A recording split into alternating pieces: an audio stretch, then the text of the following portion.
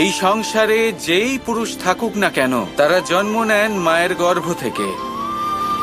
তার জীবন অতিবাহিত হয় নিজের বোনের সাথে, আর অবশেষে তিনি পাশে পান একজন স্ত্রীকে, একজন পুত্রীকে। শরীরের যেমন আত্মাকে প্রয়োজন হয়, মনের যেমন চেতনার প্রয়োজন হয়, রোগের ঔষধের প্রয়োজন হয়, তেমন ভগবানেরও ভক্তির প্রয়োজন হয়। এই সংসারের প্রত্যেক পুরুষ নারীকে ছাড়া অপূর্ণই থাকবেন।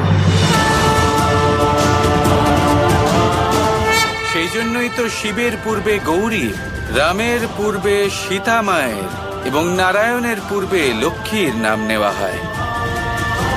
আর সেই জন্যই রাধা হল কৃষ্ণের প্রাণ।